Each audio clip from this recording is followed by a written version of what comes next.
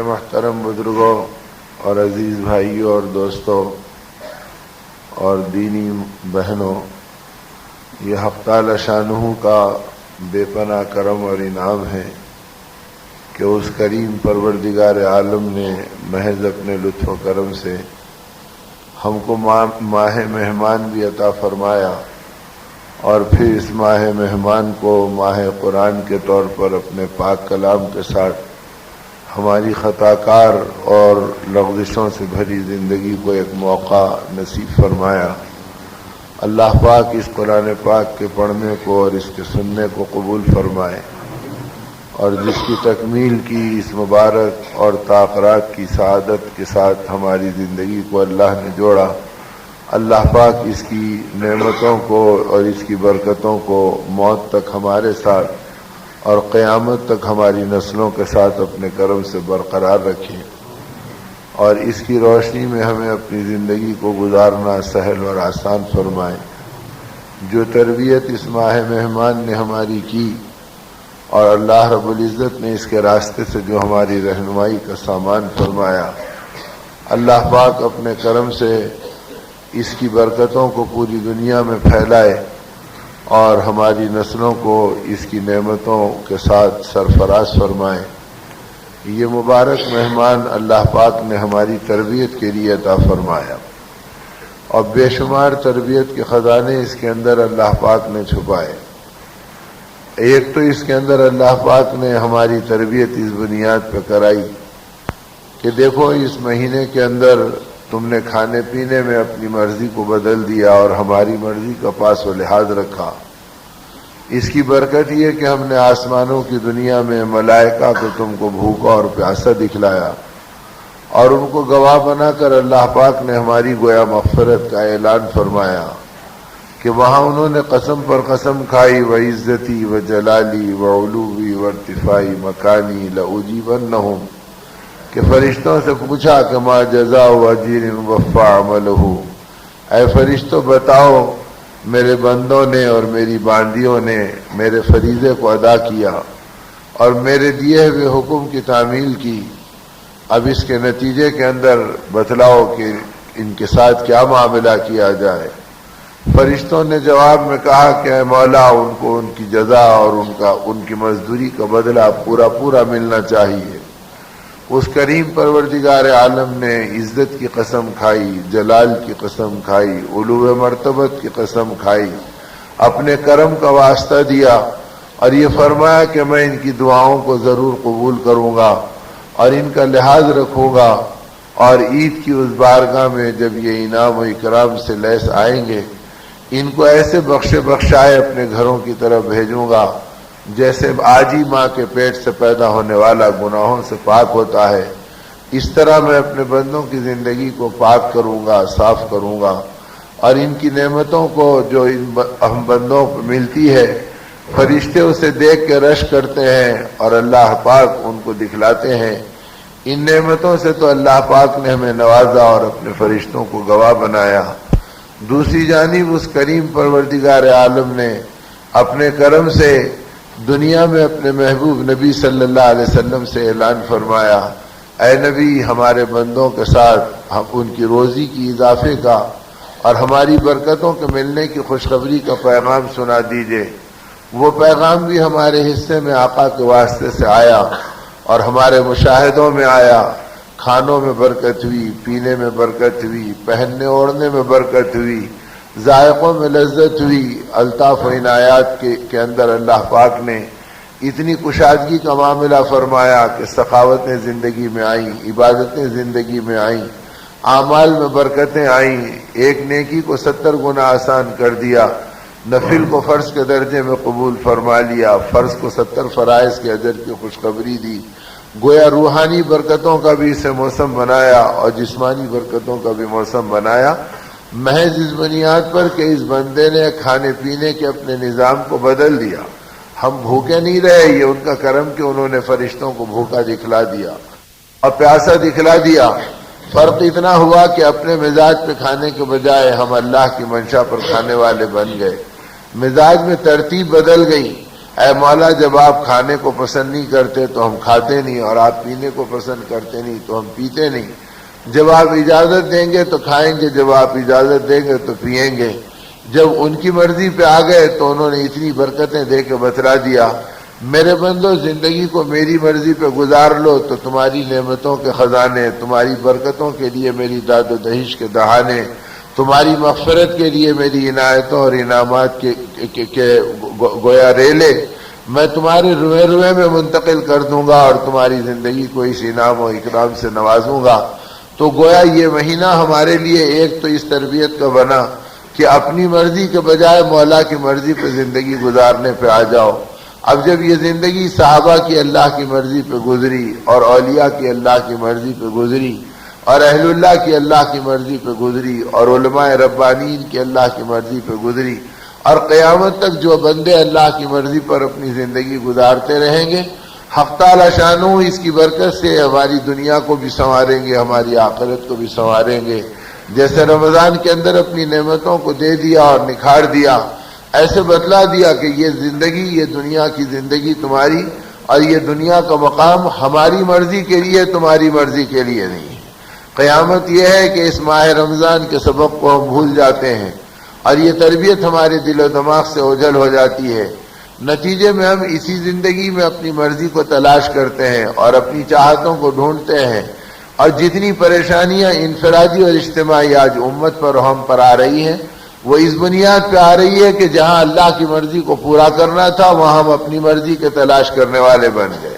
اور یہ دنیا چونکہ اللہ نے ہماری مرضی کی جگہ نہیں بنائی، ہماری مرضی کی جگہ آخرت بنائی، اور ہماری مرضی کی جگہ جنت بنائی کہ وہاں ہم تمہاری مرضی کو پورا کریں گے۔ اور دنیا کی زندگی تو اس دنیا کے اندر تم ہماری مرضی کو پہچانو اور ہماری منشا کو پورا کرو۔ اور جب صحابہ کرام اللہ کی مرضی کو پورا کرنے پہ آ گئے، ان کے گھرانے اللہ کی مرضی کو پورا کرنے پر آ گئے،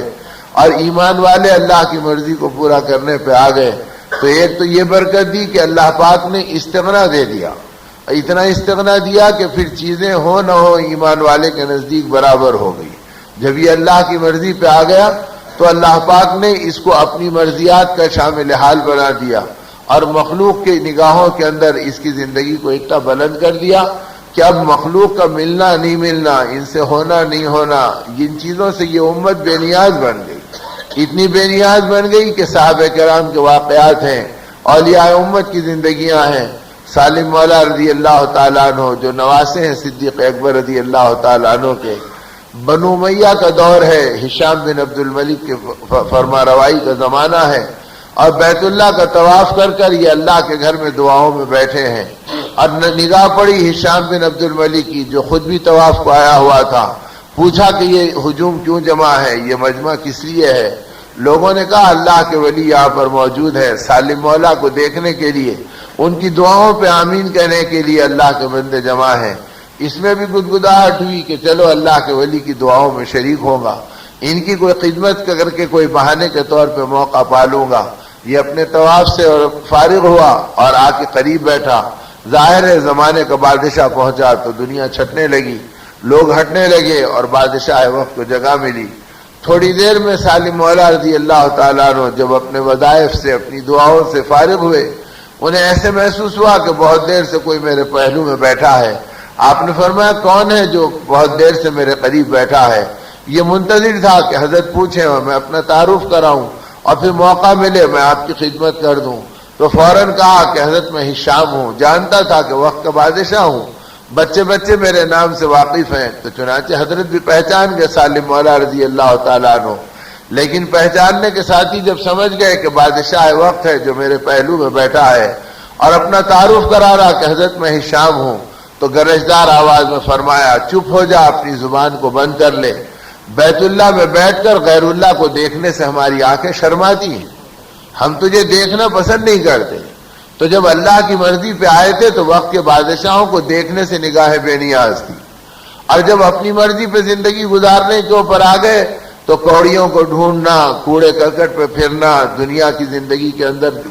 اپنے آپ کو گھلا دینا، اور پھر اپنی زندگی اتنے زوال پر آ گئی کہ کہاں بادشاہوں کو نگاہوں میں لانا ایمان والا خاطر میں نہیں لاتا تھا۔ اور جب زندگی بگڑی تو جس سے آس لگ گئی، جس سے امید بن گئی، اس کی چوکھٹ پہ چلے گئے، اس کی خوشامد کرنے لگ گئے، اس کے رنگ میں رنگنے لگ گئے، اس کے مزاج میں بدلنے لگ گئے، اس کے ماحول میں ڈھلنے لگ گئے، نتیجے میں ایک طرف اللہ کی نگاہوں سے بھی گر گئے، اور مخلوق تو مخلوق ہی ہے جو محتاج ہے، بے بس ہے، اس سے آدمی کو کیا ملتا؟ اسی لیے اللہ پاک نے اپنے بندوں کو اور اپنے نبی کی امت کی تربیت کا سامان فرمایا۔ حدیث قدسی میں ان باتوں کو فرمایا، یا ابن آدم وَإِن تَرْضَىٰ بِمَا قَسَمْتُهُ لَكَ، اے میرے بندے تو اس بات پر اگر راضی ہو گیا جو میں نے تیرے لیے تقسیم کر دیا، تیرے مقدر میں بنا دیا، تو اس روزی پر، اس روٹی پر، اس فیصلے پر میرے راضی ہو گیا، تو میں تیرے ساتھ کیا معاملہ کروں گا؟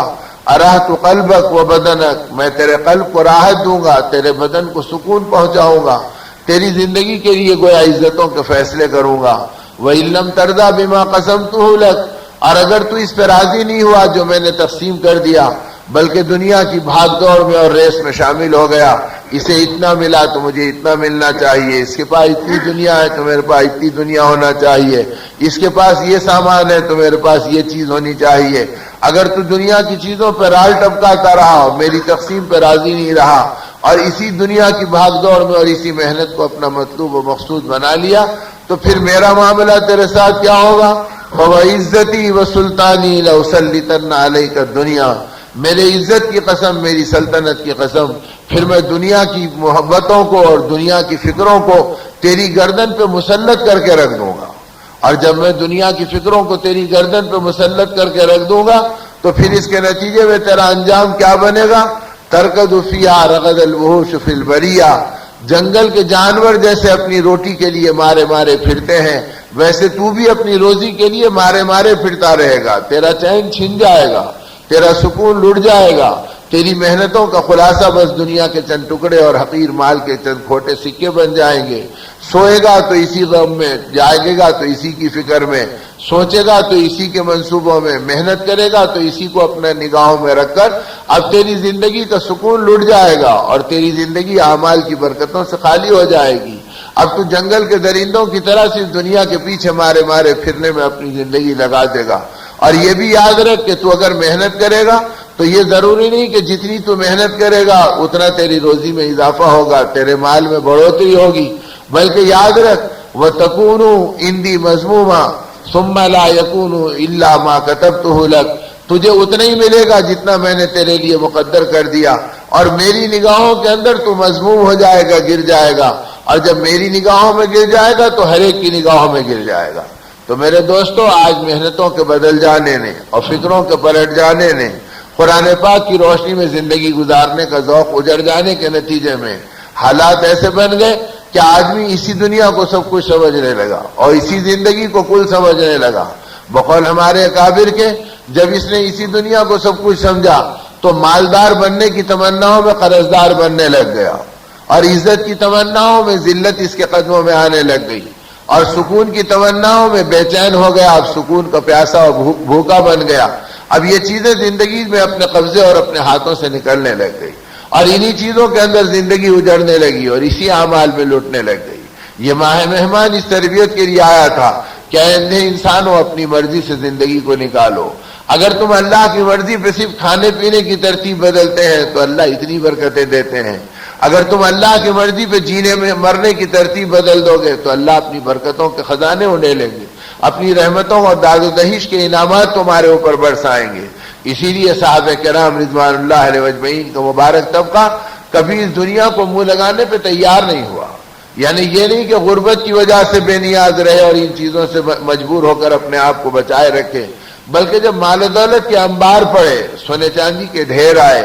گورنریاں ان کی ٹھوکروں میں آئی، تو اس کے باوجود زندگی کے انداز وہ رہے۔ ملک شام کے گورنر بنائے گئے حضرت عمر ابن سعید رضی اللہ تعالیٰ عنہ، حضرت عمر نے بھیجا تو رونے لگے، فرمایا امیر المومنین کسی اور کو بھیج دیجئے، میں اس کا اہل نہیں ہوں۔ فرمایا کہ تم تو یہی کہتے رہو کہ تم اہل نہیں ہیں، لیکن ہماری نگاہ میں تم ہی اس کے اہل ہیں، جاؤ اور ملک شام کو سنبھالو۔ اب ملک شام گئے تو اپنی زندگی کے اندر اتنے محتاط اور اتنی اپنی زندگی کو بچا بچا کے گزارا کہ ہر چیز کی اطلاع دیتے اور ہر چیز کے بارے میں اللہ سے ڈرتے، بیت المال سے ایک حب سیاہ لینے سے گھبراتے، درخت کے سائے میں اپنی رات گزار لیتے، لوگ کہتے کہ آپ ہمارے امیر ہیں اور ملک شام کا اللہ نے آپ کو گورنر بنایا ہے، رہنے کے لیے کوئی کمرہ بنا لیتے، کوئی مکان بنا لیتے۔ فرمایا کہ بیت المال سے میں کچھ لینا گوارا نہیں کرتا کہ کہیں ایسا نہ ہو کہ اس کا حساب و کتاب میری آخرت کو خطرے میں ڈال دے، میں اسی میں مطمئن ہوں۔ تو وقت کا گورنر ہے اور درخت کے سائے میں اپنی رات گزار دے رہا ہے، مخلوق کی فریادیں سن رہے ہیں اور پھر اس کے بعد اس میں ڈر رہے ہیں میرے فیصلے حق پہ ہوئے یا نہیں ہوئے۔ کئی دن گزر گئے، کافی عرصہ ہو گیا، مہینوں کا فاصلہ پڑ گیا، حضرت عمر کو آپ کے بارے میں کوئی اطلاع نہیں ملی۔ تو اپنے ساتھیوں سے مشورہ کیا کہ کہیں عمیر ابن سعید میں تبدیلی تو نہیں آ گئی، اور عرصہ ہو گیا انہوں نے اپنی کارگزاری نہیں بھیجی۔ کارگزاری بھیجی تھی لیکن قاصد کے پہنچنے میں دیر ہو گئی تھی۔ آپ نے دوسرا قاصد مدینے سے روانہ کر دیا اور کہا کہ ہم عمیر ابن سعید کو معزول کرتے ہیں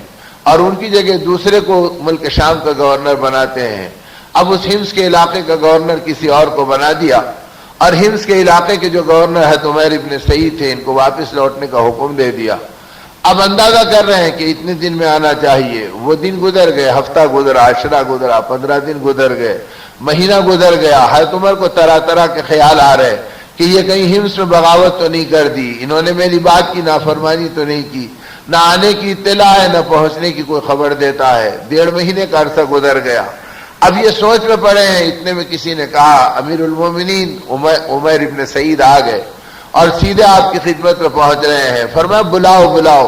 جب آئے تو فرمایا کہ اتنی طویل عرصے تک تمہارا انتظار کرنا پڑا، تم کہاں چلے گئے تھے، کدھر کھو گئے تھے؟ کیا میرا وقت پہ قاصد نہیں ملا، پیغام نہیں ملا؟ فرمایا امیر المومنین وقت پہ قاصد ملا تھا اور وقت پہ پیغام آپ کا میرے حصے میں آیا تھا، لیکن میں مجبور تھا، میں گورنر بننے سے پہلے کوئی سواری اپنے پاس نہیں رکھتا تھا، گورنر بننے کے بعد بیت المال سے کسی سواری کے لینے میں ڈرتا رہا، مخلوق کی ضرورتیں پوری ہوئی یا نہیں ہوئی۔ اگر میں سواری لے کے راحت پاتا رہا اور اللہ کی مخلوق اگر پریشان رہی اور اللہ پوچھے کہ تم نے دوسروں کا خیال نہیں کیا، اپنا خیال کر لیا، تو میری آخرت کا کیا بنے گا؟ اس ڈر سے میں نے نہ کوئی اونٹ رکھا، نہ کوئی گھوڑا لیا، نہ کوئی خچر لیا۔ جب آپ کی طرف سے پیغام معزولی آیا تو میں نے سفر کا ارادہ کیا، تو میں حمص سے پیدل چلے آ رہا ہوں اور مدینے کو پیدل پہنچا ہوں۔ وقت کا گورنر ہے اور کسی سواری کا اختیار نہیں ہے۔ کہا اس میں تاخیر ہو گئی اور آنے میں مجھے دیر ہوئی۔ حضرت عمر رو پڑے اور فرمایا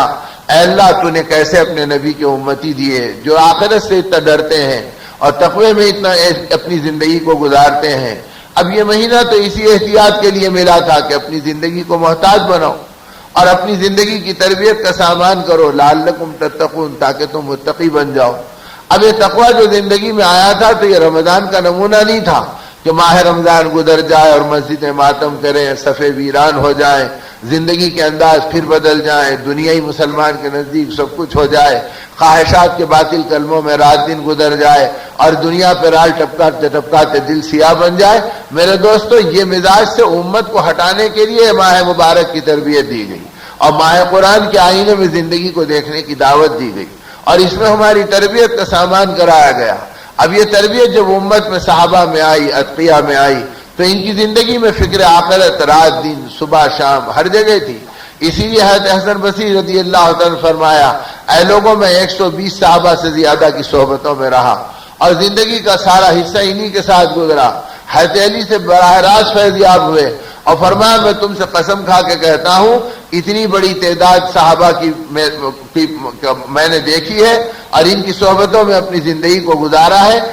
لیکن ان میں سے ایک کو بھی میں نے آخرت کے بارے میں بے فکر نہیں پایا۔ یہ ہمیشہ ڈرتے تھے کہ ہمارے خاتمے کا کیا ہوگا، یہ فکر مند رہتے تھے کہ اللہ ہم سے راضی ہے یا ناراض ہے، نہ اپنے اعمال پہ مطمئن تھے نہ اپنے کارناموں پہ مطمئن تھے۔ اور دنیا کے بارے میں فرمایا کہ اتنی بڑی تعداد کے ساتھ میں رہا، ان میں سے ایک کو دنیا کے بارے میں فکر مند نہیں پایا، ہمیشہ اللہ کی ذات پہ متوکل، جو مل گیا اس پہ مطمئن، جو آ گیا اس کو اللہ کی مخلوق میں بانٹنے کے لیے بے چین اور ضرورت مندوں پہ خرچ کرنے کے ذوق میں اپنی زندگی کو گزارتے رہے۔ میں تو ان کو اس حالت کے اندر پایا کہ دنیا کے بارے میں مطمئن پایا اور آخرت کے بارے میں فکر مند پایا۔ اور ہمارا حال کیا کہ آخرت کے بارے میں ہم مطمئن ہیں، سب رمضان گزر گیا الحمدللہ، قرآن سن لیا الحمدللہ، روزے رکھ لیے الحمدللہ، اب یہ اطمینان آگے کے اعمال کی ترقی سے بے خبر کر دیا، ایمان کی محنتوں سے بے فکر کر دیا، نبی کریم صلی اللہ علیہ وسلم کی ارمانوں سے آدمی کی زندگی کو اوجھل کر دیا۔ اب آقا کی ارمانیں کیا تھی، گھرانے نبوت کی فکریں کیا تھی، صحابہ کس میدان میں بے چین تھے، ان کی جان کہاں لگی، ان کا مال کس میدان میں لگا، ایمان والوں کے لیے انہوں نے کیا مشعل راہ چھوڑی، ان چیزوں سے ہم بالکل بے خبر ہو گئے، اور ہماری زندگیاں دنیا کے بارے میں فکر مند ہو گئی، ہمارے کھانے کا، ہمارے پہننے کا۔ اللہ کے نبی صلی اللہ علیہ وسلم نے تو امت کو مطمئن کر دیا تھا، من رضی بالقلیل من المال رضی اللہ سبحانہ وتعالی بالقلیل من الاعمال، او کما قال علیہ الصلوۃ والسلام۔ آپ نے امت کو یہ ذوق دیا کہ اے لوگوں، جو دنیا میں تھوڑے مال پر اللہ سے راضی ہو جائیں گے، اللہ قیامت کے دن تھوڑے اعمال پر اس سے راضی ہو جائیں گے۔ تو صحابہ کی عید ہو گئی تھی کہ زندگی مختصر ہو، تو چلو اسباب زندگی مختصر ہے، آخرت ہلکی پھلکی ہو جائے گی، حساب و کتاب سے آدمی کی زندگی کو چھٹی مل جائے گی، اور آخرت کا مسئلہ چٹکیوں میں حل ہو جائے گا۔ تو وہ دنیا کی بڑھوتری پر اور مال کے اضافے پر اور اس کے منصوبوں پہ اپنی زندگی نہیں گزارتے تھے، بلکہ بھاری ذمہ داریاں آئیں تو اس میں گھبرا گئے، مال آ گیا تو فکر مند ہو گئے، عہدہ مل گیا تو پریشان ہو گئے، گورنری آ گئی تو بے چین ہو گئے کہ اس کی امانت کا کیا ہوگا اور آخرت کا کیا ہوگا، اور اتنی احتیاط سے گزاری کہ آ کے کہہ رہے امیر المومنین میں تو پیدل آ رہا ہوں، جس کی وجہ سے تاخیر ہو گئی۔ حضرت عمر رضی اللہ عنہ نے فرمایا اے عمر یہ تو بتاؤ کہ تم وہاں سے نکلے اور یہاں پر پہنچے تو بیت المال سے تم نے کیا لیا؟ کہا امیر المومنین اللہ گواہ ہے بیت المال سے میں نے کچھ نہیں لیا، اپنی محتاج زندگی پہ قائم رہا، جو روزینہ مقرر تھا اسی پہ شاکر رہا، اور ایسے ہی چلے آ رہا ہوں۔ تو فرمایا تمہارے ساتھ کیا ہے؟ تو ایک جھولا تھا جو بغل میں پڑا ہوا تھا۔ فرمایا امیر المومنین اس جھولے میں میری دنیا بھی ہے، میری آخرت بھی ہے۔ حضرت عمر کو حیرت ہوئی، فرمایا کہ اس میں تمہاری دنیا بھی ہے، تمہاری آخرت بھی ہے، لاؤ ہم بھی تو دیکھیں۔ جھولے کو کھول کے دیکھا، جب جھولے کو کھول کے دیکھا تو اس میں لکڑی کا ایک پیالہ ملا۔ فرمایا عمر کیا کہہ رہے ہیں کہ یہ تمہاری دنیا بھی ہے، تمہاری آخرت بھی ہے؟ فرمایا اگر آٹا مل جاتا ہے تو اسی میں گون لیتا ہوں، اور نماز کا وقت ہوتا تو اسی میں پانی لے کے وضو کر لیتا ہوں، یہی میری آخرت ہے، یہی میری دنیا ہے، اس کے علاوہ گورنری میں میرے پاس اور کوئی سامان دنیا جمع نہیں ہوا۔ پوری گورنری میں لکڑی کے ایک پیالے پہ قناعت کی اور بدن کے جوڑے پہ زندگی گزار دی۔ فرمایا تمہارے کپڑے کہاں ہیں؟ فرمایا امیر المومنین اور گورنری سے پہلے ایک ہی جوڑے پہ زندگی گزار رہا تھا، گورنری کے بعد دوسرا جوڑا بیت المال سے لیتے ہوئے دل گھبرایا کہ اس کا حساب کہاں سے اللہ کی بارگاہ میں دوں گا، نہیں معلوم کتنی مخلوق ننگی ہے اور کتنی مخلوق کے پاس ایک جوڑا ہے، ان کے پھٹے کپڑوں کے بعد میں دوسرا جوڑا کیسے لے سکتا ہوں؟ اس گھبراہٹ نے مجھے دوسرا جوڑا لینے پہ سے بھی مانے رکھا اور میں ایسی زندگی گزارا۔ حضرت عمر رضی اللہ عنہ نے دعائیں دی، فرمایا اے سعید جاؤ اور جاؤ اپنے گھر پہ آرام کرو۔ تو حضرت عمر ابن سعید اپنے گھر آ گئے،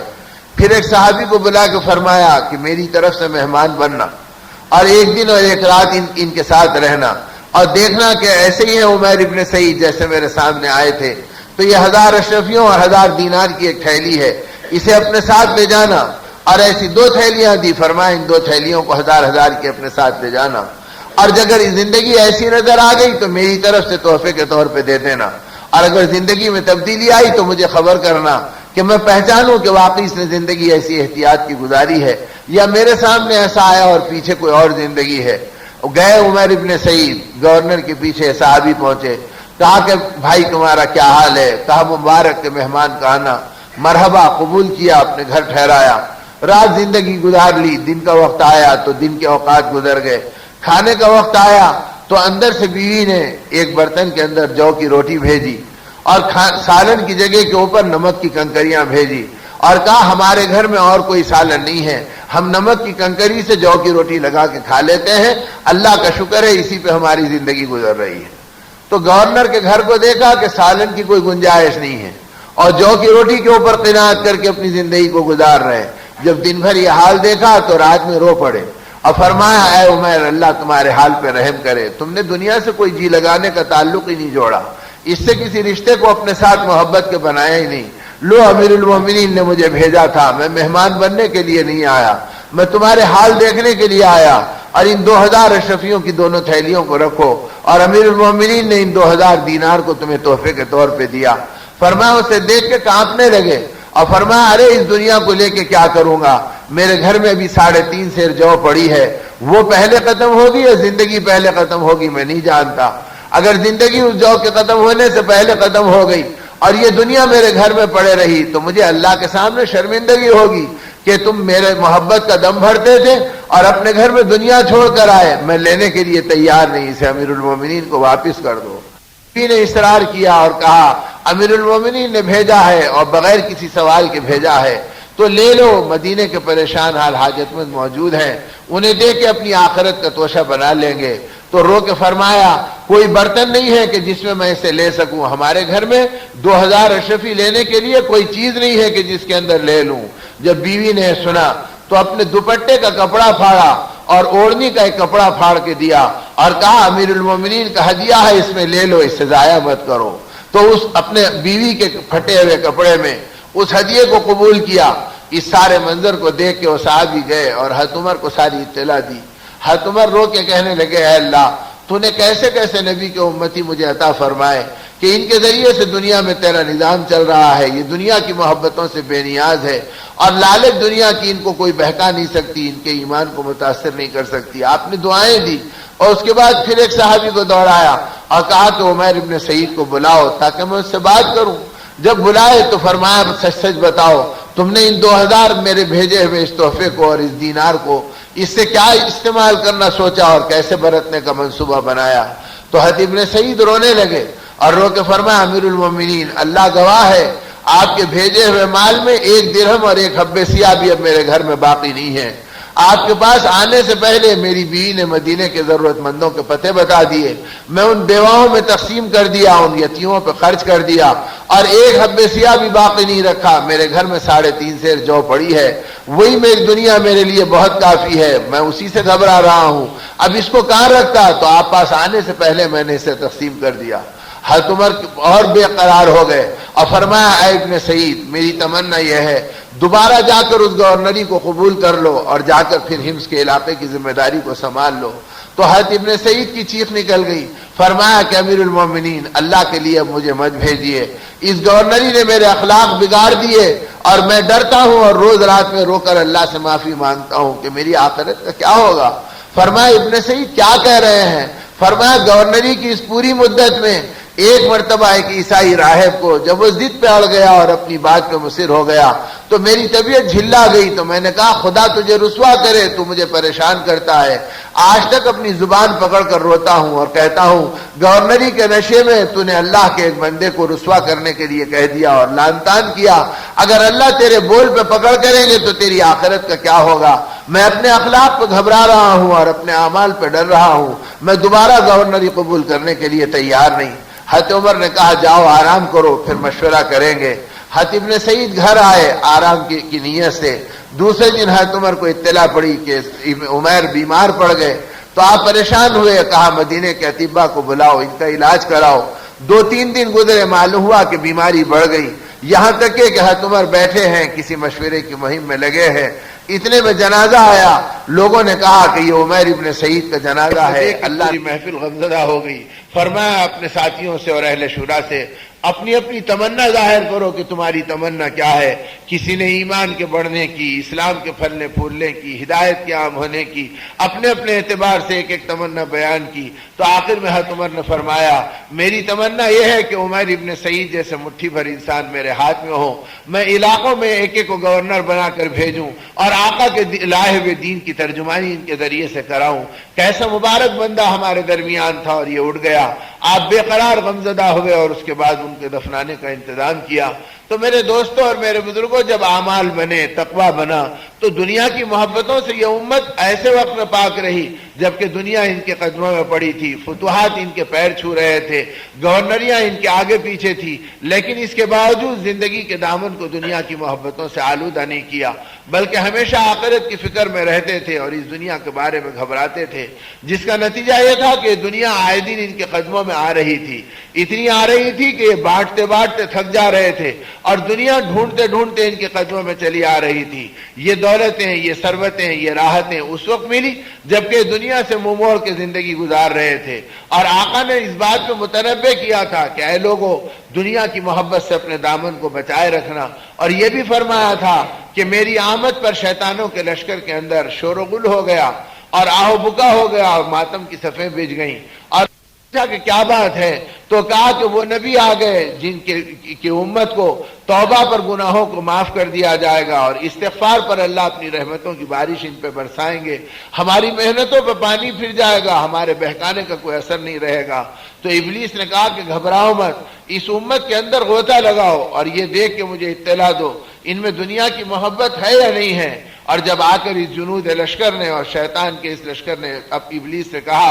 دنیا کی محبت کی جھلکیاں تو ان میں نظر آ رہی، تو اس نے ہنس کر کہا تمہارے پریشان ہونے کی ضرورت نہیں، یہ بت پرستی کرے یا نہ کریں، محبت دنیا میں ان کو ہلاک کر دوں گا اور ان کو اللہ سے تعلق کو توڑ دوں گا اور نبی کے اعمال کو بھلا دوں گا اور ان کی زندگی کو بگاڑ دوں گا۔ تو میرے دوستو، آج جتنے اعمال بگڑ رہے ہیں یہ خبیث دنیا کی محبتوں میں بگڑ رہے ہیں، اس لیے کہ دنیا تابع بناتی ہے، مدبو نہیں بنتی۔ یہ آنے والے کو کہتی ہے میرے رنگ میں رنگ جا، میں تجھے چاہوں تو پھر تو میرے مزاج پر آ جا، کبھی اسے یہودی بنا دیتی، کبھی اسے نصرانی بنا دیتی، کبھی اسے بت پرستوں کا ذوق دے دیتی، کبھی اسے خواہشات کے اندر ڈھکیل دیتی۔ اس لیے اللہ کے پاک کلام نے اسے متاع الغرور کہا اور دھوکے کا گھر بتلایا، اور آقا دو جہاں صلی اللہ علیہ وسلم نے ان کی محبتوں سے بچا کر امت کو اعمال پر اور ایمان کی محنت پر ڈالا تاکہ امت ہمیشہ آخرت کی فکروں میں چلتی رہے اور دین کی محنتوں کے اندر اپنی زندگی کو استقامت کے ساتھ نمائندہ بنا کر ہدایت کا سبب بنے رہے اور مخلوق کے لیے مشعل راہ بنے رہے۔ اس میں اتنا آپ بے چین رہے کہ کبھی بھی آپ اس فکر سے نہ خود خالی رہے نہ دوسروں کو خالی رہنے دیا۔ ان فکروں کی گواہی ہر ایک نے دی، اپنوں نے دی، پرایوں نے دی کہ آقا ایمان کی محنت میں اور آخرت کی فکروں میں خود بھی گھلتے ہیں اور دوسروں کو بھی انہی فکروں میں گھلاتے ہیں۔ وہ شیما رضی اللہ تعالیٰ عنہ جو آپ کی بہن تھی، دودھ شریک بہن تھی، وہ کہتی ہے کہ میں مکے میں زندگی گزارتی رہی، بچپن میں آقا کے ساتھ تھی اور اس کے بعد میں نے اپنے بھائی کو بھلا دیا۔ لوگوں نے مجھ سے آ کے کہا کہ شیما تجھے یاد ہے حلیمہ کے گود میں تمہارا ایک بھائی تھا اور اس کا نام محمد ابن عبداللہ تھا، وہ آمنہ کے بیٹے تھے اور تم ان کے ساتھ کھیلتے تھے اور حلیمہ کا دودھ پیتے تھے، اور اس زمانے کے اندر تم دونوں ایک ساتھ تھے۔ کبھی تم بڑے ہونے کے بعد اپنے بھائی کو دیکھا بھی ہے، اب وہ مدینے میں ہیں، وہ نبوت کا دعویٰ کرتے ہیں، لوگ ان کی رسالت کو تسلیم کرتے ہیں، ان کے اخلاق کے چرچے ہیں، ان کے تقدس کو لوگ قبول کرتے ہیں، ان کی تعظیم میں لوگ ادب سے بیٹھتے ہیں اور دور دور سے وفود آتے ہیں اور آ کر ان کے قدموں میں اپنے مسائل حل کرتے ہیں۔ شیما نے کہا جب ان باتوں کو سنا تو مجھے اندر جذبہ پیدا ہوا، چلو چل کے اپنے بھائی کو ایک نظر دیکھ لوں گی کہ آخر وہ بھائی مجھے پہچانتا بھی یا نہیں پہچانتا۔ اور کہتی ہے میں ذرا بے باک تھی اور جرأت مند تھی، اپنی سہیلیوں کو لے کے میں نے سفر کیا اور مکے سے مدینے کا ارادہ کیا۔ جب میں مدینے کو پہنچی تو پہنچتے ہی ہمارے قافلے کو دیکھ کر کچھ صحابہ آئے اور انہوں نے آ کے ہم کو گھیر لیا اور کہا کہ تم اجنبی لوگ کہاں سے چلے آ رہے ہیں؟ تو میں نے بڑی بلند آواز سے کہا دور ہٹو اور جا کے اپنے نبی سے کہنا کہ تمہاری بہن تم سے ملنے کے لیے آئی ہے۔ تو صحابہ کہتے ہیں ہم سکتے میں پڑ گئے کہ آقا کی کوئی بہن ہے اور وہ اس وقت مکے سے آئی ہے، تو ہم کو تعجب بھی ہوا اور ہم گھبرا گئے کہ کوئی بے ادبی ہم سے نہ ہو جائے، اور ہم مسجد نبی پہنچے، رسول اللہ صلی اللہ علیہ وسلم بیٹھے تھے، صحابہ آپ کے قریب تھے۔ ہم نے کہا آقا ایک قافلہ آیا ہے اور دکھنے میں اجنبی عورتوں کا ہے، اور جب ہم نے ان سے پوچھا کہ تم کون ہیں تو بڑی بے باکی سے انہوں نے ہم سے کہا کہ دور ہٹ جاؤ اور جا کے تم اپنے آقا سے کہنا کہ تمہاری بہن تم سے ملنے کے لیے آئی ہے، اور اپنا نام بتلائی کہ میرا نام شیما ہے۔ صحابہ کہتے ہیں کہ آقا کے کانوں میں آواز پڑی تو ایک دم آنکھوں میں آنسو آ گئے خوشی کے مارے، چہرہ چمک گیا، فرمایا میری بہن آ گئی، میری بہن آ گئی، بے شک وہ میری بہن ہے، اور میں اور وہ حلیمہ کا ایک ساتھ دودھ پیے تھے، وہ میری دودھ شریک بہن ہے، لاؤ اسے اکرام کے ساتھ بلاؤ اور پورے اعزاز کے ساتھ لاؤ، کوئی بے ادبی مت کرو اور اسے کوئی تکلیف مت پہنچاؤ۔ اور جب پتا چلا کہ سہیلیوں کا قافلہ ساتھ ہے تو گھرانوں کو آواز دیا کہ اپنے پاس کی کوئی اچھی چادریں ہیں تو بھیج دو، کوئی کپڑا ہے تو بھیجو تاکہ میں اسے بچھا دوں اور ان کی سہیلیوں کا اکرام کروں اور اپنی بہن کے ساتھ اعزاز کا معاملہ کروں۔ شیما کہتی ہے جب میں مسجد نبی کے دروازے پہ پہنچی تو آقا کو دیکھا کہ بڑے بڑے قافلے تقدس و تعظیم میں کھڑے ہیں، لوگ آپ سے محبت ایسی کرتے ہیں کہ آپ دوسری طرف دیکھتے ہیں تو محبت میں آپ کو دیکھتے ہیں، جب آپ ان کی طرف دیکھتے ہیں تو عزت سے نگاہوں کو نیچی گرا دیتے ہیں، آنکھ میں آنکھ اپنے آقا کے ملانے کو تیار نہیں، اور علاقوں کے نمائندے ہیں، وفود آپ کے قدموں میں پڑے ہیں، اور ان کے ادب کو دیکھ کر اور آپ کے اخلاق کو دیکھ کے، آپ کے انوار کو دیکھ کر میرے دل پہ ایک ہیبت طاری ہو گئی اور میرے بدن میں ایک راشا طاری ہو گیا۔ آپ نے جب میری کیفیت کو دیکھا تو فرمایا کہ میری بہن گھبرا مت، اندر آ جا، تیرا بھائی تجھ سے ملنے کے لیے ملاقات کا منتظر ہے، کتنی مدت کے بعد اللہ نے تجھے مجھ سے ملایا، کہا اپنی سہیلیوں کو یہاں بٹھا دے اور تو میرے قریب آ جا۔ شیما کہتی ہے کہ اب آپ کے نبوت کا، آپ کے اخلاق کا، آپ کے تقدس کا میری طبیعت کے اوپر جو تاثر پڑنے لگا، میرے پیر لڑکھڑانے لگے اور میری زبان گھبرانے لگی، میں آپ کی خیریت پوچھنے کے بھی لائق اپنے آپ کو نہیں سمجھی۔ آقا نے میری ہیبت کو دور کیا اور کہا کہ شیما میرے قریب آ جا۔ جب میں قریب پہنچی تو آپ کھڑے رہ کے میرا استقبال کیا، اور جب میں اور قریب پہنچی تو جو چادر مبارک آپ نے اپنے بدن مبارک پہ ڈال رکھی تھی اسے تیزی سے زمین پہ ڈال دیا اور کہا میری بہن اس پہ قدم رکھ دے اور اس پہ بیٹھ جا۔ تو میری چیخ نکل گئی کہ اس نورانی چادر پہ میں اپنے پیر کیسے رکھ سکتی ہوں، یہ آپ کی ہے اور آپ کے تقدس و تعظیم کو دیکھ رہی ہوں، لوگوں کی محبت آپ کے ساتھ کیا ہے اسے محسوس کر رہی ہوں۔ تو رسول اللہ صلی اللہ علیہ وسلم رو پڑے محبت میں، فرمایا میری بہن اپنے بھائی کی تسکین کا سامان کر دے اور میری اس تمنا کو پوری کر دے، میری چادر پہ بیٹھ جا۔ یہ کہہ کر آپ نے اپنی بہن کو قریب بٹھایا، پھر دیکھا کہ بھی ہیبت گئی نہیں تو بچپن کے دن یاد دلائے، کہا شیما تم میری نگرانی کرتی تھی، حلیمہ کے گود میں میری حفاظت کا سامان کرتی تھی، دور جاتی تو بھاگ کے آ کے مجھے لپٹا لیتی تھی۔ شیما تمہیں یاد ہے کہ کھیلنے کے زمانے میں ایک مرتبہ تم نے محبت سے اپنے دانتوں سے مجھے کترا تھا اور میرے کونی کے اوپر اور مہنڈے کے نیچے تمہارے دانتوں کے نشان ابھی تک ہے، جب تو یاد آ جاتی ہے تو میں ان نشانوں کو پیار کر کے تیری محبت کو یاد کرتا ہوں۔ یہ کہہ کر اپنی آستین اٹھا کر مجھ کو میرے دانتوں کا نشان دکھلائے، مجھے مانوس کیا، مجھے قریب بٹھایا، میں نے اپنے آقا کی اس پیار و محبت کے منظر کو دیکھا تو میرا دل پگھل گیا۔ میں نے کہا کہ آقا میں آئی تو تھی اپنے بھائی محمد ابن عبداللہ سے ملنے کے لیے، لیکن اب میری زبان محمد رسول اللہ پکارنے کے لیے بےتاب ہے، آپ مجھے وہ ایمان کا کلمہ پڑھا دیجئے اور اللہ کی توحید اور اپنی رسالت سکھلا دیجئے۔ رسول اللہ صلی اللہ علیہ وسلم خوشی کے مارے مچل گئے، آپ کے آنکھوں میں آنسو چمک گئے۔ آپ نے فرمایا کہ میری بہن کو اللہ نے ہدایت دے دی، اسے جہنم کے شعلوں سے بچا لیا۔ آپ کو ایمان کا کلمہ پڑھایا، اس کی ساری سہیلیوں نے اسلام کو قبول کیا، آپ خوشی کے مارے بے قابو ہو گئے۔ فرمایا میری بہن اگر تو مدینے میں رہنا چاہے تو میں تیرے رہنے کا سامان کر دوں، اور اگر تو جانا ضروری سمجھتی ہے تو میں تیرے سفر کا انتظام کر دوں۔ شیما کی ہچکیاں محبت میں لگ گئیں اور بے قراری کے ساتھ فرمایا اے میرے بھائی آپ کی محبت کے بعد آپ کے قدموں کو چھوڑ کر میں کہاں جاتی، اب آپ اللہ کے نبی ہیں اور میں آپ کی باندی اور غلام ہوں، لیکن قافلے میرا انتظار کر رہے ہیں اور انہوں نے مجھ سے کہا تھا کہ شاید تیرا بھائی تجھے نہیں پہچانے گا، لیکن اب میں اپنے بھائی کی محبت میں نازا و فرح ہوں، آپ اجازت دیجئے کہ میں اس پیغام رسالت کو اپنے قافلوں میں اور قبیلے میں منتقل کروں، زندگی بچے گی تو آ کے آپ کے قدموں میں پڑی رہوں گی۔ رسول اللہ صلی اللہ علیہ وسلم نے جب دیکھا کہ بہن جانا چاہتی ہے تو بے چین ہو کے کھڑے ہو گئے، فرمایا میری اونٹنیوں میں سے پسندیدہ اونٹنی لاؤ، اللہ کا نبی اپنی نگاہوں سے منتخب کرے گا، اور اس کے بعد آپ نے اس اونٹنی کا انتخاب کیا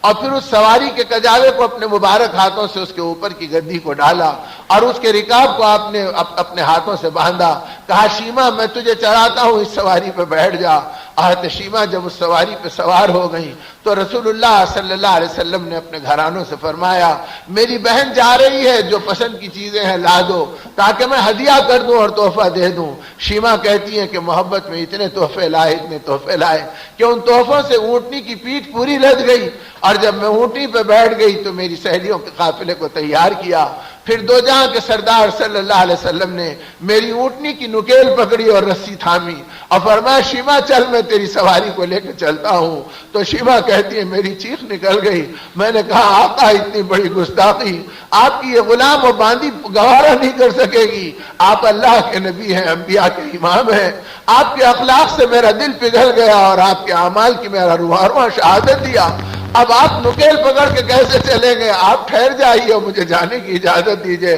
فرمایا کہ شیما پتہ نہیں کہ تجھ سے پھر ملاقات ہوگی یا پھر دنیا میں رخصتی کا وقت آ جائے گا، اپنے بہن کے اپنے بھائی کے دکھے آنکھوں کو ٹھنڈک پہنچا دے اور مجھے اپنے بہن کی خدمت کر لینے دے۔ شیما نے کہا آقا اگر آپ چلنا ہی چاہتے ہیں تو میں اتر جاتی ہوں اور آپ اونٹنی پہ بیٹھ جائیے۔ فرمایا شیما اللہ کے لیے اپنے بھائی کے بے قرار دل کو سکون پہنچا دے، میں تجھے اترنے کی اجازت نہیں دیتا، مجھے چلنے دے کہ میں کچھ دور تجھے چھوڑ دوں۔ صحابہ کہتے ہیں کہ آقا نے اپنی بہن کو سواری پہ بٹھایا اور اونٹنی کی نکیل اپنے ہاتھ میں پکڑی اور پیدل چلتے چلتے مسجد نبی سے مسجد قباء تک گئے، اور 3 کلومیٹر کا راستہ دو جہاں کے سردار صلی اللہ علیہ وسلم نے پیدل طے کیا۔ اور پھر وہاں سے جب شیما رخصت ہوئی ہچکیاں لیتے ہوئے اور سسکیاں بھرتے ہوئے، تو آقا نے ہاتھ کے اشارے سے اپنی بہن کو رخصت کیا اور کہا کہ اللہ تجھے ایمان پر استقامت دے اور میرے پیغام کو تیرے ذریعے سے دنیا میں پھیلا دے۔ شیما کہتی ہیں کہ میں اپنے بھائی کی محبت کو اور ان کی جدائی کے غم کو لے کے بے قرار مدینے سے چلی ہوں اور مکے کو پہنچی ہوں، اور رات دن میرا بھائی میرے آنکھوں میں گھومتا تھا، میں اللہ کے نبی کی تقدس کے اندر بے قرار رہتی تھی، اور جب میں مکے میں داخل ہوئی تو میرے قافلے اور قبیلے کے لوگوں نے مجھے دیکھا تو پہلا سوال یہ کیا شیما بتلا تیرے بھائی نے تجھے پہچانا یا نہیں پہچانا؟ تو محبت سے میری چیخ نکل گئی اور میں نے کہا کہ اے لوگوں میرے بھائی کے اخلاق ایسے ہیں، ان کا تقدس اور ان کے اروان ایسے ہیں، اور دنیا ان کی محبت پہ ایسی فریفتہ ہے، اور ان کے چاہنے والے ہتھیلی میں اپنی جان لے کے نذرانے میں دوڑتے ہیں، اور وہ بھائی نے میرے ساتھ ایسا سلوک کیا ایسا سلوک کیا، میں قسم کھا کے کہتی ہوں کہ زمین کی آنکھوں نے اور آسمان کی نگاہوں نے آج تک ایسے کسی بھائی کو نہیں دیکھا جیسا بھائی اللہ نے شیما کو دلایا ہے۔ کہا جب میں نے آقا کے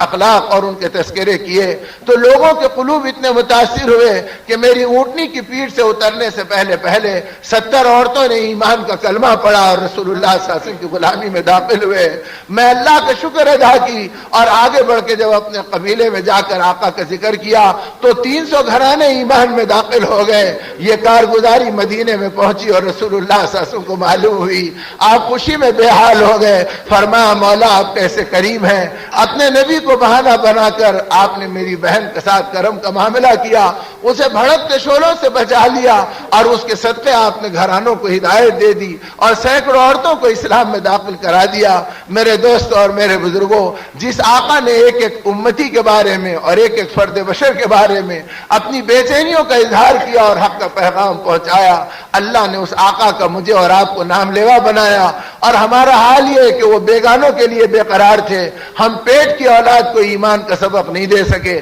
آقا کی محبتیں نہیں بتلا سکے، اپنے گھرانوں میں نبی کے احسانات کے تذکرے نہیں کر سکے، اس قرآن کے تقاضوں پر اپنی زندگی کو رنگ نہیں سکے، اس ماہ رمضان کی تربیت پہ اپنی زندگی کو باقی نہیں رکھے۔ رمضان آئے اور گزر گئے اور ہمارے ہاتھوں اس کے انوار لٹ گئے اور قرآن کی برکتیں کھو گئی اور ہم پھر دنیا کے ٹکڑوں کے غلام بن گئے، ان کے کھوٹے سکوں کے پیچھے اپنی زندگی کو اجاڑ گئے۔ ہم نے سوچا بھی نہیں کہ کل اللہ کو منہ دکھانا ہے اور اللہ کی بارگاہ میں اپنے آقا کا سامنا کرنا ہے اور شفاعت کا دامن پکڑنا ہے۔ جو آقا ہماری محبتوں میں رات دن تڑپے اور صبح شام ہماری محبتوں میں بے چین ہوئے، یہ صاف کہہ دیا ہے لوگوں اللہ نے میرے ساتھ بڑے بڑے اعزازات کا معاملہ فرمایا، انا اول الناس خروجا اذا بعثوا، میں پہلا آدمی ہوں گا جو قیامت کے دن اٹھایا جاؤں گا، پھر ابو بکر و عمر اٹھائے جائیں گے، میں ان وزیروں کے کاندھے پہ ہاتھ رکھ کر بقی کے قبرستان جاؤں گا، ان کو پکاروں گا تو وہ سب اٹھ کر میرے پیچھے آئیں گے، پھر میں اہل جنت المعلا کو آواز دوں گا، وہ بھی آئیں گے، میں ان کو لے کے قیامت کے میدان میں حاضر ہوگا۔ لیکن اس اعزاز پہ یاد رکھنا میں فخر نہیں کرتا، مجھے لوائے ہم دیا جائے گا، ہم کا جھنڈا میرے ہاتھ میں ہوگا جو کسی نبی کے ہاتھ میں نہیں ہوگا، لیکن اس اعزاز پہ میں فخر نہیں کرتا۔ اگر فخر کروں گا تو میں اپنی امت کی کثرت پہ فخر کروں گا، میں تمہاری تعداد پہ فخر کروں گا، لیکن میرے دوستو آقا کس تعداد پہ فخر کریں گے؟ اس تعداد پہ کریں گے جو ان کی ارمانوں پہ گھل گئے، جو ان کی تمناؤں پہ مٹ گئے، جو ان کی محبتوں میں اپنی زندگی زندگیوں کو نذرانوں کو نثار کر دیا، یا ان کو دیکھ کے آپ محبت کریں گے یا خوش ہوں گے یا گھبرائیں گے؟ جن کی زندگی غفلتوں میں گزر گئی، آقا نے پہلے ہی کہا تھا اے میری امت مجھے شرمندہ نہ کرنا قیامت کے میدان میں، وہاں میرے بھائی انبیاء بھی ہوں گے اور میرے نبی کے دشمن بھی ہوں گے۔ اگر تم بچل گئے اور میرے دامن کو چھوڑ دیا اور قرآن کی روشنی سے ہٹ گئے اور تمہاری زندگی بگڑ گئی اور اس دن تم مجرموں کی صف میں کھڑا کیے جائیں گے تو تمہارے نبی کے دل کو چوٹ پڑے گی اور مجھے ٹھیس پہنچے گی۔ یا اللہ میری امت کا یہ حال ہے، میں شرمندہ ہوگا، میں پریشان ہوگا۔ میرے دوستو، اگر ہم نے دین کی محنت نہیں کی اور امت بغیر کلمے کے مر رہی ہے اور بغیر جنازے کے دفن ہو رہی ہے اور امت بدعمالیوں کا شکار ہو گئی، خدا نخواستہ امت کے زانی کھڑے ہو گئے اور امت کے جواری کھڑے ہو گئے اور امت کے سودی کاروبار کے لین دین والے کھڑے ہو گئے، تو کیا آقا کو خوشی ہوگی؟ آپ کا غم بھڑک جائے گا۔ ارے جن کے لیے میرا خون بہا تھا، جن کے لیے میری اولاد بھوک میں تڑپی تھی، جن کے لیے میرے گھرانے کے چولہے بجھے تھے اور جن کے لیے میں نے چہیتے صحابہ کو شہادت کا ذوق دلایا تھا، ان کی بیوائیں جب بیوہ ہو گئی اور سہاگ اجڑ گیا تو مدینے میں کوئی ان کی طرحوں کو تسلی دینے والا نہیں تھا، ان کے آنسو پوچھنے والا نہیں تھا۔ یہ قربانی کے ساتھ میں نے امت کو دنیا میں پھیلایا اور وہ امت اتنی داغدار بن گئی کہ یہ سود کے اڈوں پہ نظر آ گئی، یہ جھوٹ کے اڈوں پہ نظر آ گئی، یہ زنا اور شراب میں نظر آ گئی، یہ غفلتوں میں نظر آ گئی، تو آقا کتنے بے چین اور بے قرار ہوں گے۔ آپ نے تو تڑپ کے اللہ سے مانگا تھا اے اللہ تیرے نبی کی تمنا اور دعا یہ ہے کہ قیامت کے دن میری امت کا حساب میرے ہاتھوں میں دے دے۔ اللہ پاک علام الغیوب ہونے کے باوجود اپنے جبرائیل امین کو بھیجا اور اپنے نبی کی تسلی کا سامان کیا۔ پوچھو کہ ہمارے نبی اپنی امت کا حساب اپنے ہاتھوں میں کیوں مانگتے ہیں؟ جب جبرائیل آئے اور کہنے لگے اے اللہ کے نبی آپ نے اپنے ہاتھوں میں کیوں مانگا، تو تڑپ گئے، رو پڑے اور رو کے فرمایا کہ جبرائیل میری امت کمزور ہے، اگر یہ گناہوں میں بچل گئی، غفلتوں میں پھسل گئی تو قیامت کے دن حشر کے میدان میں میرے بھائی انبیاء ہوں گے، میرے اور نبی کے دشمن ہوں گے، ان کے درمیان میری امت کی رسوائی کو تمہارا نبی گوارا نہیں کر سکتا،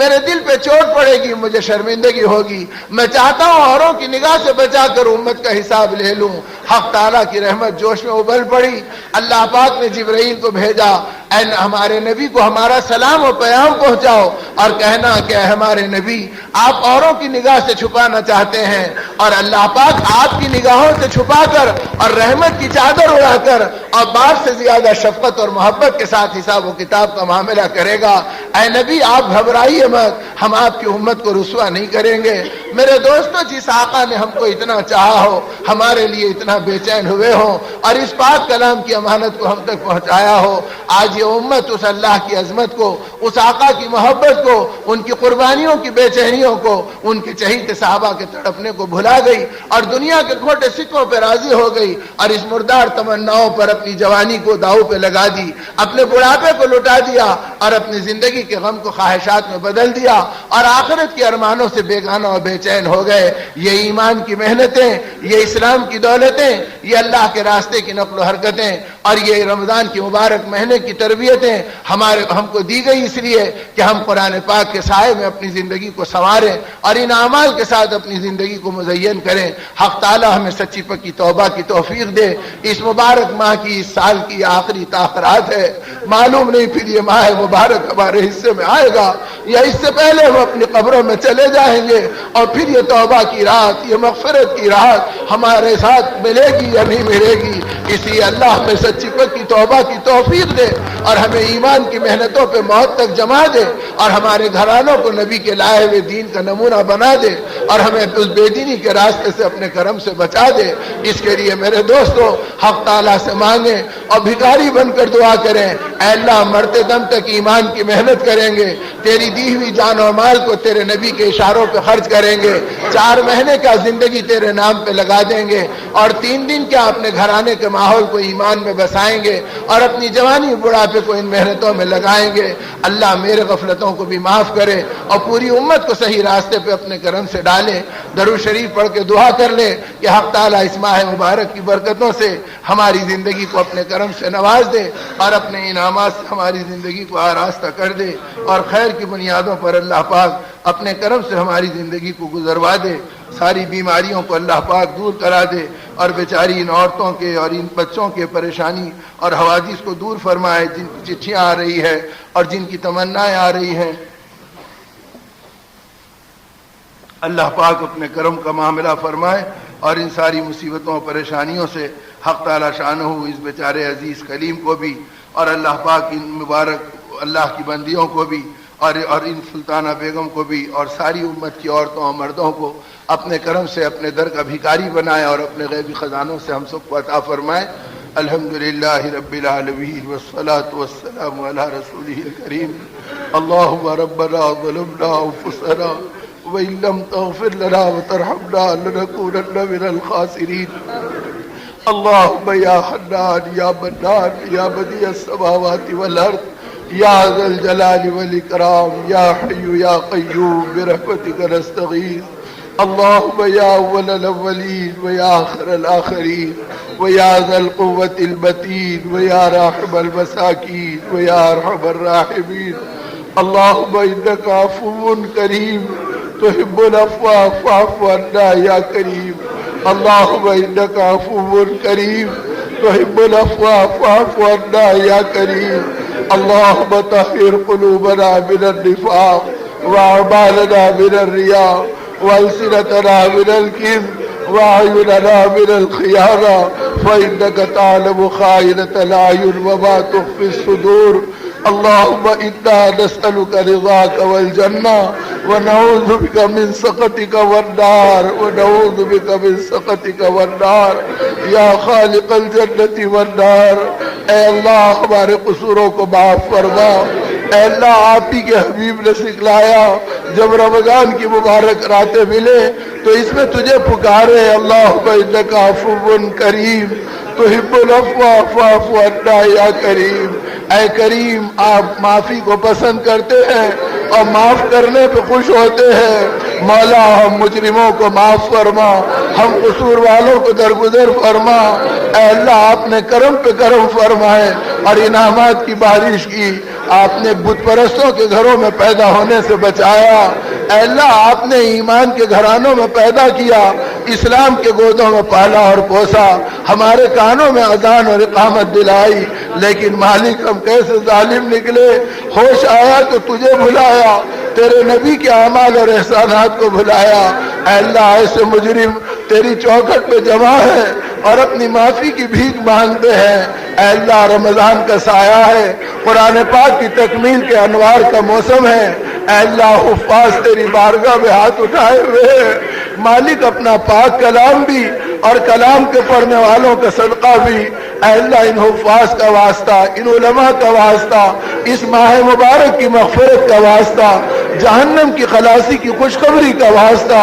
مالک امت پہ کرم فرما دے، تیرے حبیب کی امت بڑی پریشانیوں میں گرفتار ہے، اے اللہ ذلتوں کو عزت سے بدل دے، اے اللہ پریشانی کو سکون سے بدل دے، اے اللہ مقروضوں کے قرضوں کو غیب سے ادا کرا دے، اے اللہ تنگیوں کو خوشحالی سے اور حلال روزی سے بدل دے، اے اللہ اپنے کرم سے سودی لعنتوں سے ہمیں بچا لے، اے اللہ ہر قسم کی نافرمانیوں سے ہماری حفاظت فرما دے، اے اللہ جو تیرے امت کے افراد قیدی ہیں انہیں رہائی نصیب فرما، اے اللہ ان کے گھرانوں کو ٹھنڈک نصیب فرما، جو ناجائز مقدمات میں گھرے انہیں رہائی عطا فرما، اے اللہ بیماروں نے اپنی اپنی درخواستیں پیش کی ہے، اے مولا تمام بیماروں کو موذی امراض سے بچا لے، مہلک امراض سے نکال لے، اے اللہ کمزور ہیں تو طاقت دے دے، بیمار ہے تو صحت دے دے، بے اولاد ہے تو اولاد عطا فرما دے، اولاد ہے تو ان میں صالحیت اور دین کی خدمت گزار بنا لے، اے اللہ امت کی بیٹیاں جو گھروں میں بیٹھی ہے مالک ان کو پاکیزہ رشتہ دے دے، اے اللہ ہماری دنیا کی آزمائش سے بھی ہم کو بچا لے، اے مالک ہمارے گناہ تو پہاڑوں سے بھی بڑھ کر ہے لیکن تیری رحمت ہمارے گناہوں سے بہت وسیع ہے، اے اللہ اپنے حبیب کے آنسوؤں کی لاج رکھ لے، اے اللہ ان کی قربانیوں پہ پیار فرما لے، اے اللہ وہ ہماری محبتوں میں بہت تڑپ گئے، اے اللہ اپنے کرم سے ہمیں تقویٰ دے دے، ہمیں توکل دے دے، ہمیں ایمان کا کمال دے دے، ہمیں مخلوق سے استغنا دے دے، ہماری ضرورتوں کو اپنے غیبی خزانوں سے پوری فرما دے، اے اللہ ہمیں تواضع و تحمل کی نعمت دے دے، اے اللہ ہمیں اخلاص کی برکت دے دے، مالک کب تک ہم تیرا نام لے کے لٹیری زندگی گزاریں گے، مولا اپنے کرم سے ہمیں اخلاص دے کر اے اللہ ہماری ضرورتوں کو اپنے خزانوں سے پورا فرما۔ اے مالک آپ کے قدموں میں پڑے ہیں اور آپ کے در پہ بھکاری ہیں، اے اللہ پوری امت پہ رحم فرما، شمال سے لے کے جنوب و مشرق سے لے کے مغرب تک۔ اے اللہ جس کونے میں تیرے حبیب کی امت ہے مالک، دشمنوں کے منصوبوں نے ہماری زندگی کو بگاڑا ہے، اے اللہ ہمیں اپنے قدموں کا کھلونا بنایا ہے، اے اللہ اب ہمیں نکال لے، اپنے قدموں میں لا لے، اے اللہ اپنے غیر کے قدموں میں جانے سے بچا لے۔ اے اللہ معتکفین کے اعتکاف کا زمانہ ہے، اے اللہ یہ معتکفین اعتکاف کر کر تیرے چوکھٹ کو پکڑے ہوئے ہیں کہ ہم تجھے منع کر رہیں گے اور تیرے پیار کو لے کر رہیں گے۔ مولا آپ ہی نے اپنے حبیب سے کہا جب میرے بندے اپنے ظلم کا اقرار کرتے ہیں اور اپنے جرم کا اظہار کرتے ہیں تو مجھے خالی لوٹاتے ہوئے شرم آتی ہے۔ اے شرمیلے مولا ہمارا دامن بھر دے، ہماری جھولی بھر دے، ہم سوالی ہیں آپ آقا ہے، ہم اے اللہ بھکاری ہیں آپ داتا ہے، آپ کے خزانوں میں کسی چیز کی کمی نہیں۔ مالک تیرے بندے بے شمار لاکھوں بندے اے اللہ اس وقت عمرہ کر رہے ہیں، تیرے گھر کا پردہ پکڑ کر رو رہے ہیں، تیرے ملتزم سے چمٹ کر مانگ رہے ہیں، تیرے حبیب کے در پر صلاۃ و سلام عرض کر رہے ہیں۔ مالک ان کے صلاۃ و سلام کو قبول فرما لے، ان کی لبیک کو قبول فرما لے، ان کی دعاؤں میں ہمارا حصہ نصیب فرما دے۔ اور اے مولا ہم گناہگاروں کو بار بار اپنے دربار میں بلا لے، اپنے حبیب کے دیار پہ پہنچا دے اور ان کو خوش کر دے اور ہمارے سلام کو قبول فرمانے کا سبب بنا دے۔ اے مولا عالم میں ایمان کی ہوائیں چلا دے، باطل کو اپنی قدرت سے مٹا دے۔ اے اللہ ظالم حکمرانوں کو گردن پہ مسلط ہونے سے بچا لے، اے اللہ ظالم حکمرانوں کو گردن پہ مسلط ہونے سے پوری امت کی حفاظت فرما لے۔ اے اللہ ہماری مساجد کی بھی حفاظت فرما، ہمارے مدارس کی بھی حفاظت فرما، ہمارے مکاتب کی بھی حفاظت فرما، ہمارے خانقاہوں کی بھی حفاظت فرما۔ جو محبوب بندے کھل گئے اور تیری بارگاہ میں پہنچ گئے اے اللہ اپنی شان کے اعتبار سے انہیں جزا عطا فرما، ہمارے ماں باپ کو بھی اپنی شان کے اعتبار سے جزا عطا فرما، اے اللہ انہیں کروٹ کروٹ جنت نصیب فرما۔ اور اے اللہ جن کے ماں باپ موجود ہیں ان کی عمروں میں برکت نصیب فرما، ان کو طاقت نصیب فرما، ان کو صحت نصیب فرما، ان کی زندگی کو ایمان کی محنت میں چلا دے۔ مولا ہمارے بچوں کو قرآن کا حافظ بنا دے، اے اللہ اپنے علوم کا عالم بنا دے، اپنے دین کا داعی بنا دے، عالم میں ایمان کی محنتوں پہ کرنے کے لیے حکمت کے چشمے ان کی زبانوں پہ جاری کر دے اور ان کے قلب میں داخل کر دے۔ اے اللہ قیامت تک ہماری نسلوں کی حفاظت فرما اور انہیں ایمان کا علم بردار بنا۔ آپ کے عزت کی قسم ہم کسی کی تربیت نہیں کر سکتے، اے اللہ آپ ہی ہماری حفاظت فرمائیے، اپنے اپنے وقتوں پہ حسن خاتمے کی دولت عطا فرمائیے۔ مالک تیری باندیاں بھکارن بن کر بیٹھی ہے، آنچل اٹھائی ہوئی ہے، اپنے ہاتھ پھیلائی ہوئی ہے، بوڑھے بندے تیرے سامنے سائل بنے ہیں، علماء تیرے سامنے ہاتھ پھیلائے ہیں، حفاظ تیرے سامنے سوال کر رہے ہیں، معصوم بچوں کے ہاتھ پھیلے ہیں۔ مالک ان سب کے صدقے ہماری دعاؤں کو قبول فرما اور پوری امت پہ کرم فرما اور پوری انسانیت کو ہدایت کی دولت دے دے۔ اے کریم اپنے کرم کی بارش فرما، اے مالک دھتکار مت دے، ٹھکرا مت دے، محروم مت فرما دے۔ اے اللہ اگر آپ نے ٹھکرایا تو کون گلے سے لگائے گا؟ اے اللہ آپ کے علاوہ کس کا در ہے؟ جس کا مالک حضوروں کو معاف فرما دے۔